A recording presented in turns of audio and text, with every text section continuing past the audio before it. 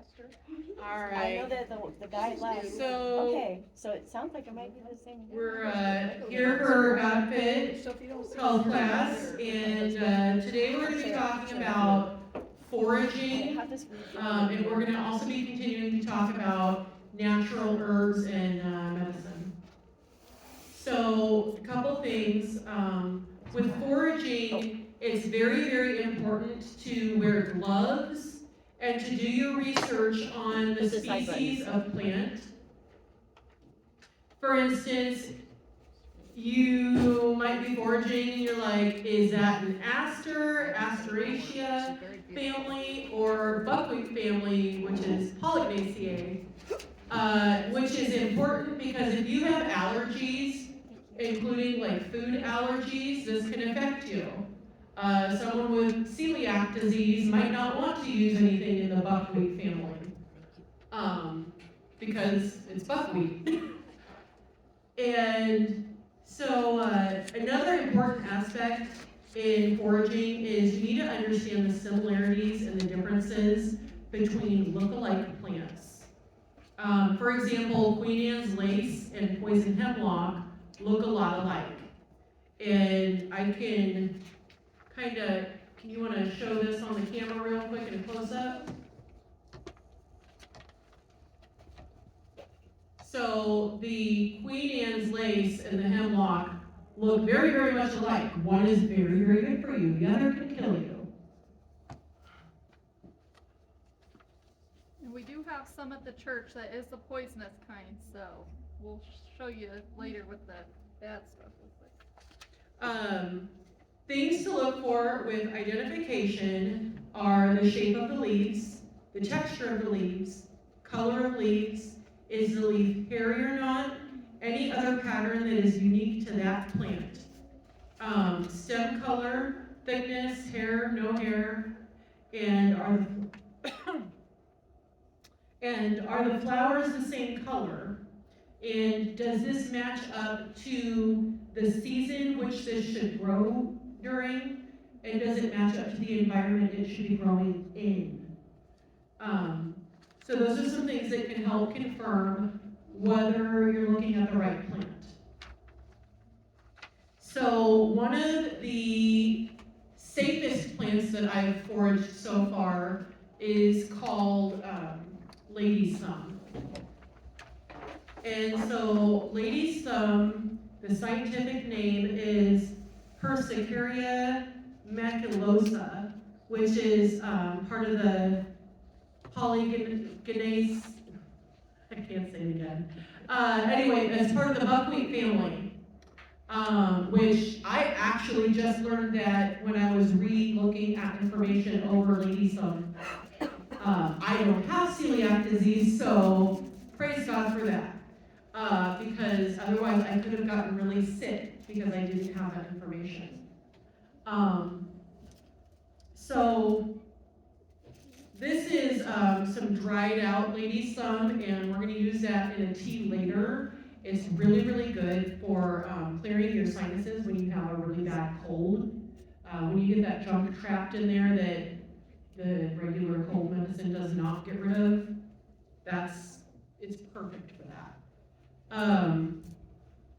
So identifying lady's thumb, which is also a type of smartweed. The leaves are, and if you want to look at the next page, it'll show two different pictures of the lady's thumb. One has a little bit more emphasis on the flower, and one has more emphasis on the leaf and the stem.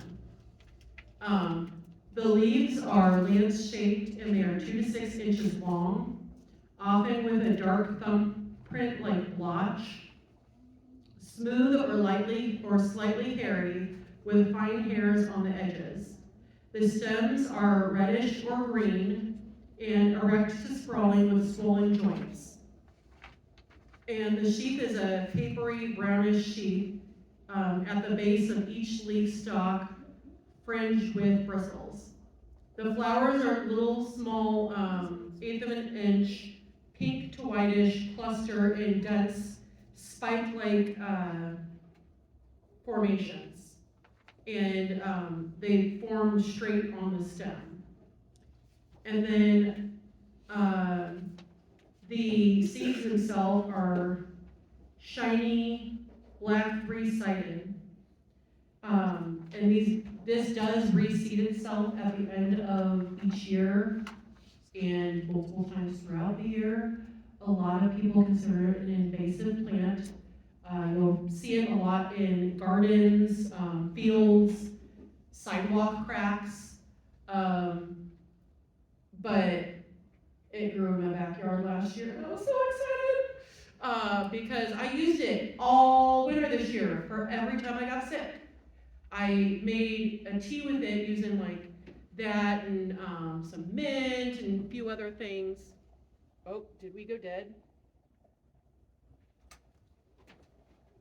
I think, yep, we went dead. So,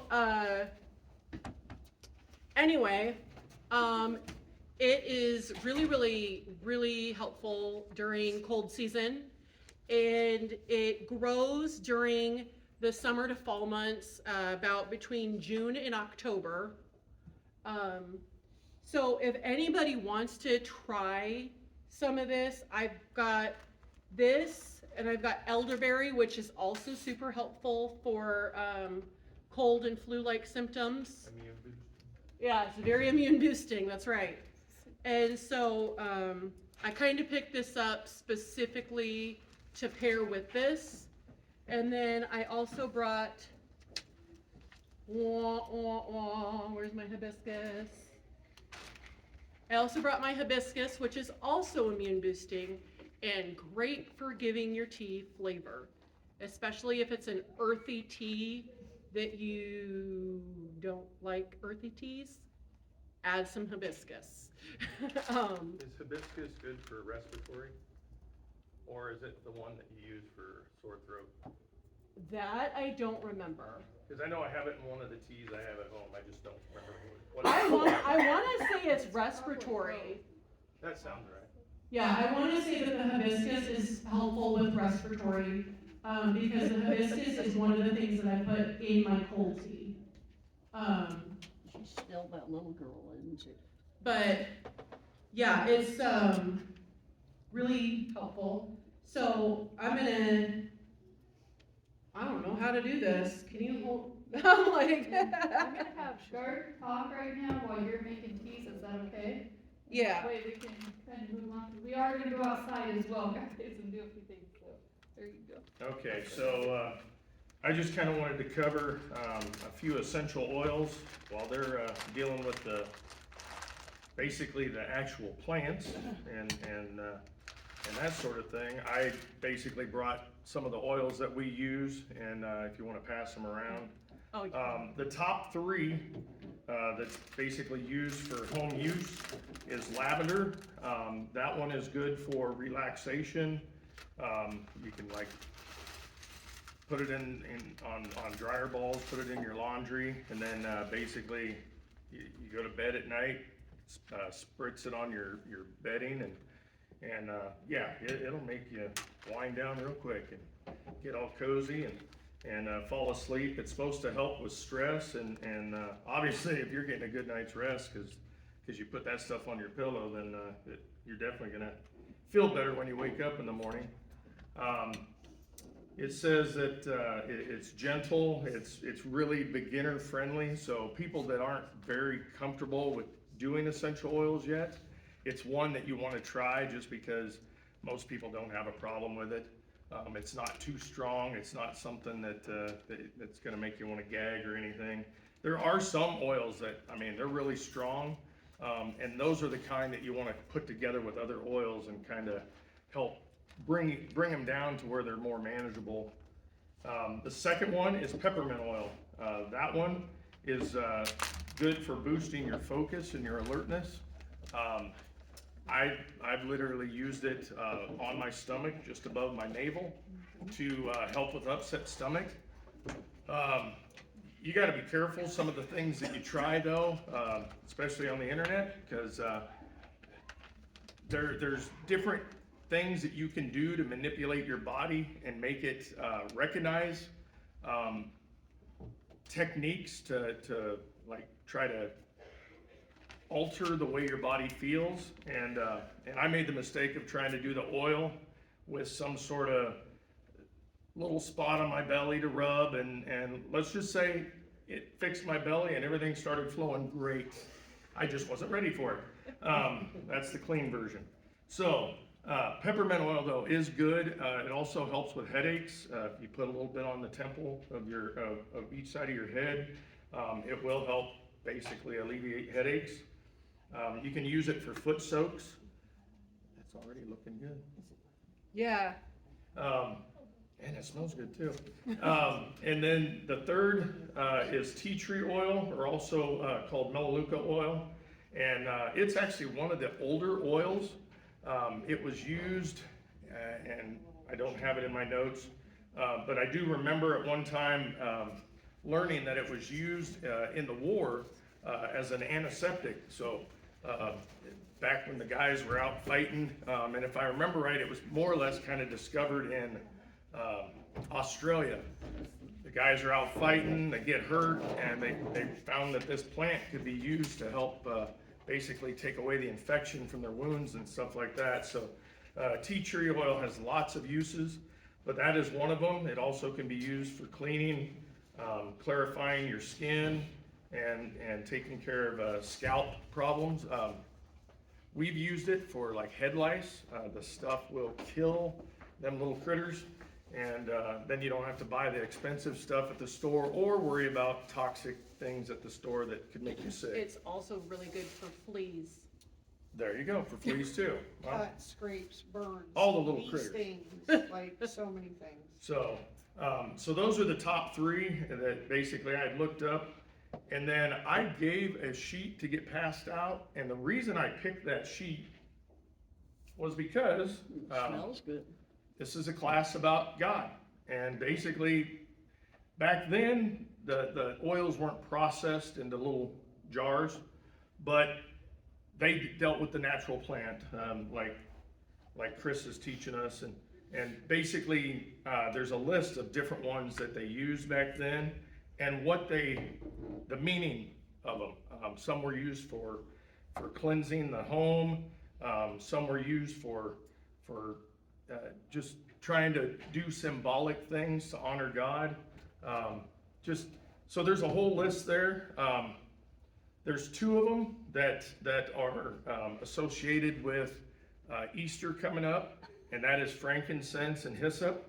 And scriptures are listed if you guys want to look in the Bible and just see when those oils were used. Obviously, if they were used in the Bible, they're still good today. You just need to be careful. And I just have a few real quick things to look for when you're buying essential oils. You really want to shop around. You don't want to just go to the store and assume if it's on the shelf, it's good to use. There's some companies that test, some that just, they got a fancy commercial that says, hey, buy this stuff and you'll feel like $1 million. But then later on, they've got a disclaimer at the bottom that says, don't sue us because we'll make you sick. And so you just got to be careful of what you're looking for. Another thing is how it's packaged. Try to never buy any that's in a plastic bottle. Try to never buy any that's in a clear bottle. And the reason for that is the sunlight and the light from inside your home can actually break down the chemical, the different oils, because of the light being able to get through the glass containers. So you really want to be careful what you're buying, and definitely shop around. Read the label. As somebody that used to do pest control, that's something that I always tell people. It doesn't matter what you've seen somebody do. If you're not comfortable doing it, just read the label and do it how that is instructing you to do it. Just because you don't want to take a chance of trying something that says you can put it in your mouth, and then the next thing you know, you're in the hospital because it wasn't safe to ingest. So definitely read the label. And then, let's see, try not to buy anything that says therapeutic grade. There's buzzwords, just like anything you buy. If you go to the store and buy eggs, just because it says that they're free range, doesn't mean that they're free range. Just because it says that they're farm friendly or whatever, I mean, if it's got a fancy name on it, that doesn't necessarily mean that it's good. You really need to, if anything, pray about it. Of all things, and maybe the first thing you should do is pray about whether you should be using it. Again, if it goes back to scripture, if it's in the Bible, I feel like it's safe to use. And I feel like too, if you are in tune with God, again, going back to the whole idea that this is a GodFit class. God needs to fit into your life, and you need to make sure that you're fitting into His will and the things that He has for you. So make sure that you are asking God for direction on what you can and can't do, and definitely go to the scriptures. Ask one of us or do your own research. But try not to trust the first thing you see that pops up when you Google, should I do this? Because some redneck probably said, hey, why not? Let's try it. And that's never a good idea. So that's all I really got. There's a lot more that I could go over, but we've got so much packed in tonight. I want to make sure we get all this. So. I do wanna say one thing real quick. Okay, so one thing that I forgot to mention, if you do decide to forage, and let's say you pick something, you take it home, and you're like, I'm gonna use it for its medicinal benefits, and then you get it home and you're like, well, did it have this? When you start questioning, when in doubt, throw it out. Okay? Unless you can find someone who's very familiar with the foraging stuff, and they can be like, yes, you're right, good job, that's exactly what that is, and you're starting to doubt yourself on what you're identifying, throw it out, okay? All right. Alright guys, today I'm gonna talk about mulberries. So the mulberry tree is referenced in the Bible. It's a significant plant that appears in the context of ancient Israel's landscape and culture. The Hebrew word is bekin, which some scholars suggest that it refers to the balsam tree or a similar species. The mulberry tree serves as a symbol of God's presence and guidance. In 2 Samuel 5:23 through 24, David is instructed to wait for the sound of the marching in the tops of the mulberry trees as a signal that God has gone before him and defeat the Philistines. The rustling leaves in the tops of the trees was a divine signal for David to advance, indicating that God was actively participating in the battle. In Luke 17:6, Jesus uses the example of the mulberry tree to illustrate the power of faith, stating that faith as small as a mustard seed could tell a tree to be uprooted and planted into the sea. So in Luke, the deep-rooted nature of the mulberry tree signifies that deep-seated problems like bitterness or doubt can be removed with faith. In Psalms 84:6, it mentions the valley of Baca, or valley of weeping, which relates to the Hebrew word bechem, used for mulberry trees, referring to a place of transformation from weeping to a blessing. Most people wouldn't think that a mulberry could be used as a medicinal herb, but the mulberries, leaves, and root bark are all edible, and they're considered traditional herbs. They are widely used to manage blood sugar, lower blood pressure, reduce inflammation, and improve heart health. The leaves are used as a tea to regulate blood sugar levels, treat fevers, headaches, and sore throats. They contain compounds that inhibit carbohydrates absorbing, and they support diabetes management. The berries themselves aid with dizziness, tinnitus, constipation, and insomnia. They're high in vitamin C and iron. The root bark is used for reducing inflammation. It can be a diuretic in treating respiratory issues like coughs and asthma by removing mucus. So you could make a tea out of the mulberry leaves. You would use 1 teaspoon of dried leaves, or 5 fresh leaves. You would boil the water, pour over the leaves, cover and steep it for 10 to 12 minutes, or simmer for 5 minutes, and then you can drink up to 3 cups every single day. You could also use mulberries and their leaves. If you crush them up and you gargle them, if you have a sore throat or ulcers.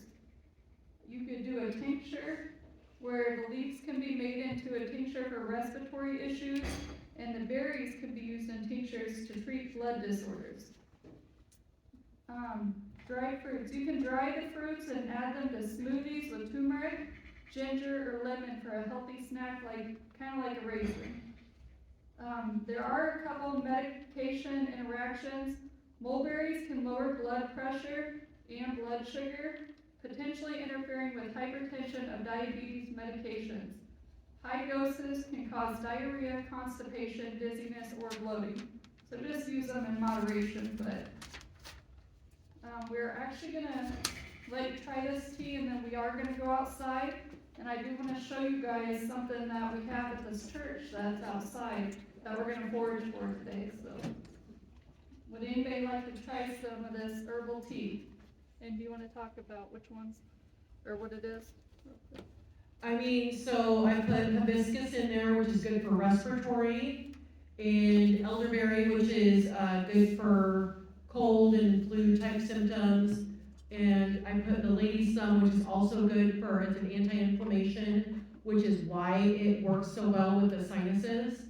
And then I put a little bit of orange zest in there to kind of help with some, make it a little sweeter. I have honey and lemon flavor too, in case you sweeten your tea at home. So if anybody'd like to try it, come on up. Hot salsa. Got some teas for you guys to try, and then we'll head outside. Yeah, I can imagine.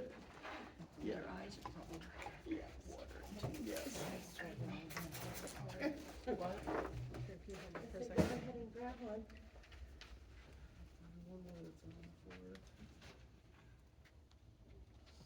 Should we say a blessing over the tea? You want to? Not that we don't trust Chris or God, but I guess, let's pray over it. Dear Lord, thank you for this class. Thank you for those that attend.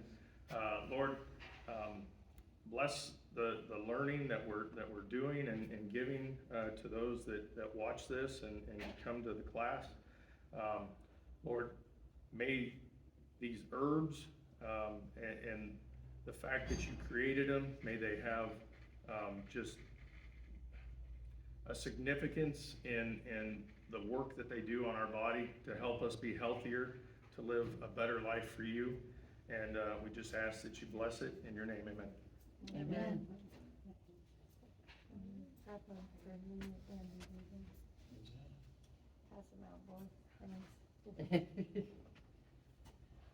Lisa? Thank you. Let You're us welcome. know how you like it. Okay. If you like it. No, that is the elderberry. Oh, needs a little honey. Oh, needs a little honey? Needs some honey. Okay, that's why I brought the honey and the lemon. Also this too. Yeah, there's also the sugar cane. And sugar cane, yeah. Did you get one, hon? Yes, right here. Now, I'll give this to you to stir with, but I will tell Huh? you that normally you don't want to use plastic. Oh, We okay. probably Sure. don't wanna use styrofoam cups either, Yeah, when you're you're right. liquid, but we've already done that, so. I think it's good It's to all see good. it. Does it taste Yeah. good? Yeah. It's, Give it. Napkin. So we got the last cup of tea. This is our cancer survivor, so you. It's, Well, I'm saying you are. Thank you, sir. it's got hibiscus, it's got, orange, it's got, lady's thumb and elderberry. And it's really, really good for like, Your hair if is you so have nice, trimmed up. cold or flu Thank you. symptoms. Very nice. It helps with respiratory, it helps, Elderberry. elderberry. That's good for you too. It has nothing to do with being older. It's elderberry. We can eat those little berries in it, right? Yeah. What do you think? Yeah. You healthy Cause that's now? what I got after I had the flu. Technically, the elderberries are safe because we've actually had It's elderberries in boiling, jam, boiling hot. which is good. Next week, if you attend this class, I will be speaking on elderberries. That's way better. That is one thing I haven't really covered. Well, I've been drinking that dandelion. How are you? Hey, Way There you go. That's, It tastes great. How are That's- you? that's I'm good stuff, doing too. better since I But yeah, Bert, if you wanna grab that camera and we're gonna Something's good for me? head outside now. approved because Everybody's got the tea. I felt good. We don't have a lot of time left. You guys can take your cups outside. But we're gonna go forward a little bit. We're gonna have Garth hold the camera. We're gonna go for a walk.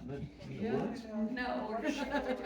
Let's go. Hey, I'll tell you what, you gotta watch out though. are we taking this? You always wanna wear them little No, we're gonna silver go buttons. around. Are we taking this outside? You don't have to.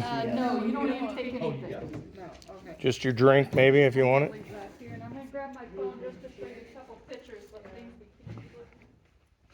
Thanks. Was this one extra? Maybe. It's yours. This is mine. Okay. Cheryl, what is good for? This kind of like your sinuses and.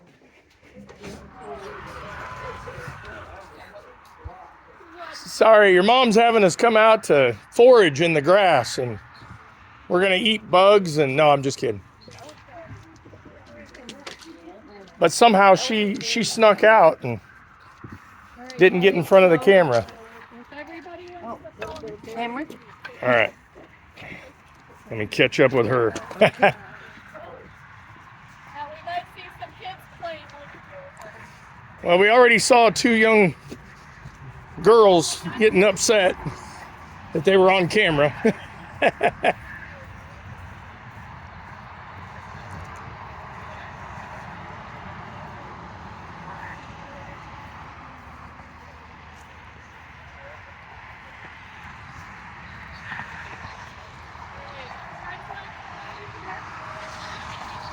Right over here.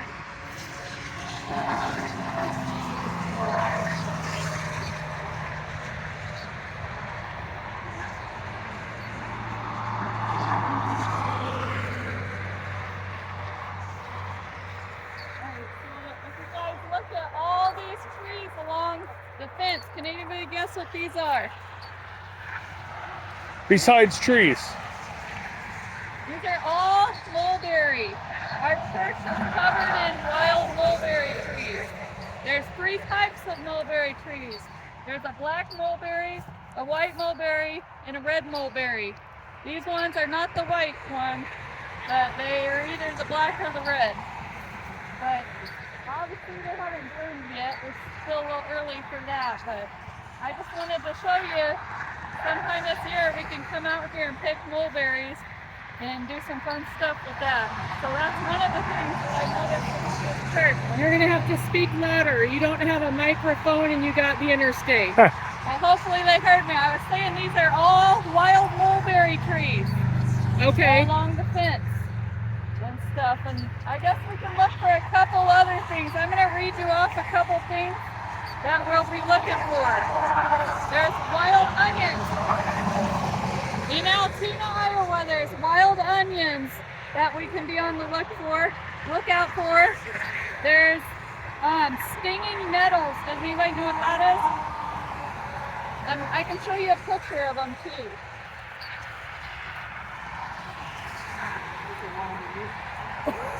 This is a stinging nettle that we're looking for. It's good for tea, to make a tea out of. It's that one. We're gonna look for common chickweed. I'm gonna show you a picture of this. We have all kinds of that. You guys have seen these wild violets. That's another thing that's good to save for foraging. Do that at home too. Purple dead nettle. I'm sure you've seen this before. Have you guys seen that before? Yeah. So if you guys want, we can look around. Maybe not down that way, but I might go just right up here and see if we can see anything. I don't know if this person has it, but be on the lookout. I'm not sure you all need it. I'm not supposed to research that, because it's a little bamboo or something. Yeah, it does.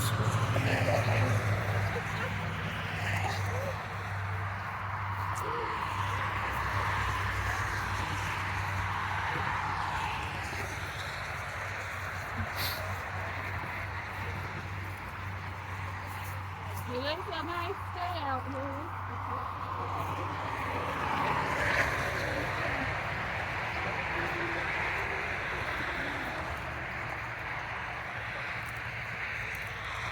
And seeing that on this tree, if you touch it with your bare hands. That's one of the reasons you wear gloves. I'm not sure if you're gonna pop something else, but that's why I'm gonna speak on the mulberries at least. The church may not have a lot over here.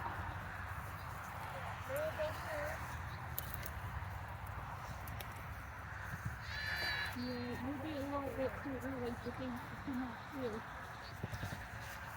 And their grass is weeded pretty good, so I don't know if they're really fine. It might be too early. Yeah. That's okay. We can head back, but I wanted to show you guys mainly the mulberry trees. I thought that was pretty cool. So, Garth, do you want to say anything? We have a mulberry For the tree at our class? house if you. Now you can make a tea with pine trees too, right?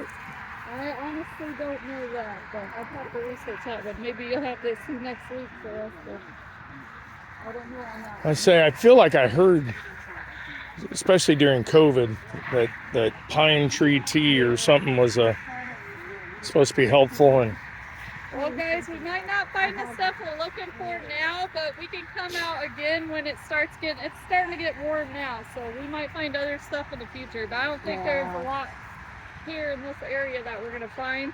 But I did want to show you the mulberries because I thought that was cool, and when they start popping up, we'll take a basket and collect them. So. Those are all mulberries? Yep, that's all mulberry, wild mulberry. Me and the kids would pick them last year. That's how I know. A good way to wash them is with a vinegar water.